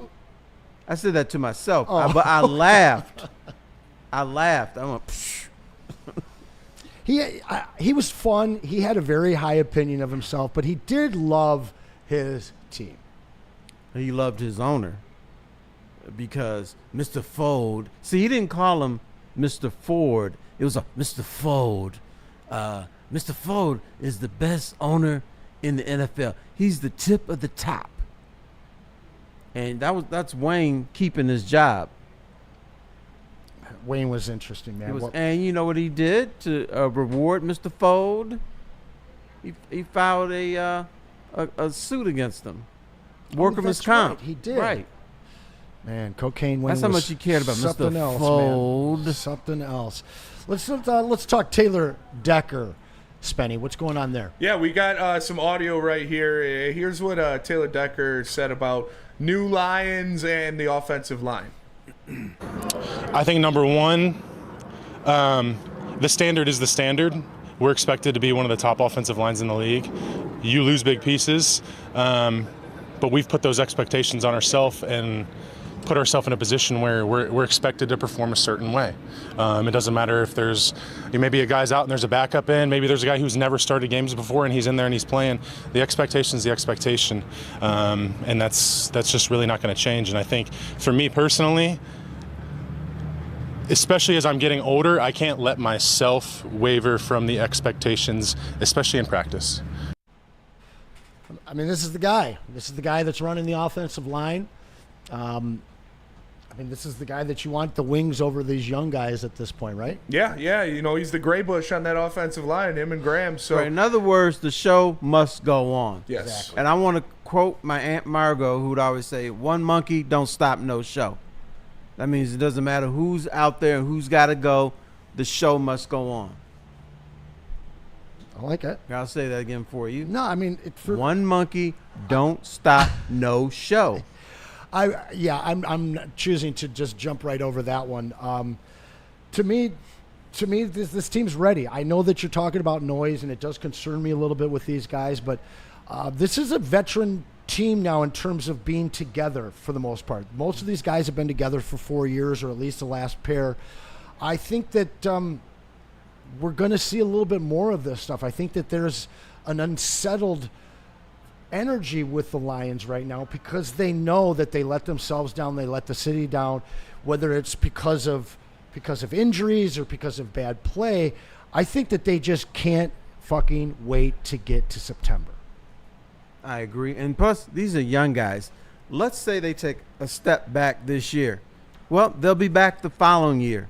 It doesn't mean stuff is over. And sometimes, when you ascend to greatness, it's not a linear thing. You have to have dips, and you fall down sometimes, and then you rise again. And that could happen with the Detroit Lions because they have to learn.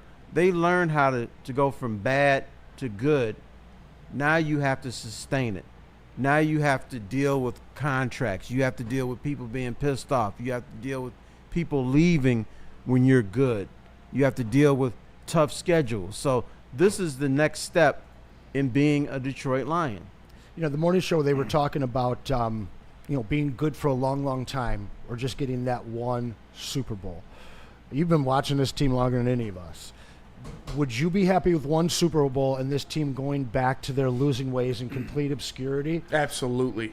Or would you rather, Terry, be talking about this team as a relevant challenger for the Northern Division crown and an NFC Championship berth year in and year out?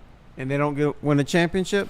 Well, we don't know that they don't win the championship. What I'm saying is trading all of our future relevance and being a terrible organization for the next 30 years for one championship? Yes. Or do you want to be the Steelers and be there for the next 20 years and possibly win one?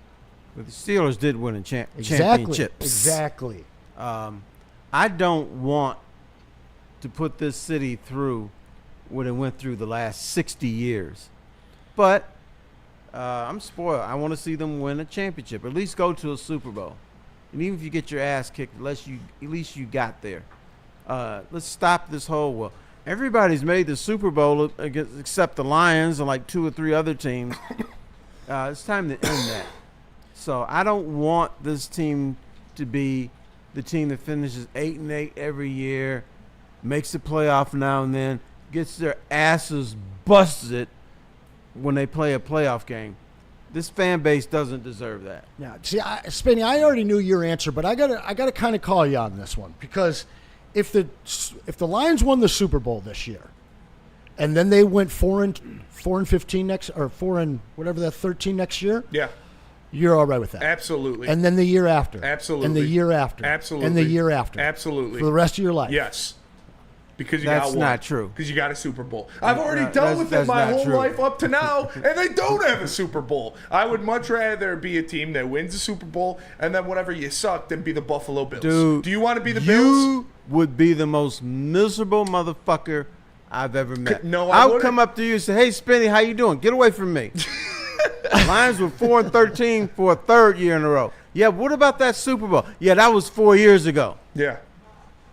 Terry, I would win my Super Bowl champion Detroit Lions T-shirt every single day. Okay, all right. I just need it because it's not a given that you're going to win. If you can guarantee me a Super Bowl, I don't give a fuck what happens other than that. I'm taking a guaranteed Super Bowl. Because last year, they should have won, right? They're the best team in the league. All the coaches are here. Everybody's been together for so long. It's so awesome. You got two guys who are arguably the best offensive coordinator and best defensive coordinator in the NFL. You're coming off a hot streak. You got a couple games win. You won a couple playoff games. And then what? You fall on your face after having a 15-2 season. Dude, that I'll shit go doesn't up there, matter. offer Spin. Hey, Spinny, want a little lemonade? Kiss my ass. Get out of here. He would be mad. Yeah. I think they'd be super mad because, like, right now we'd have nothing to talk about. We know for sure this team's going to be bad for the next decade. Don't care.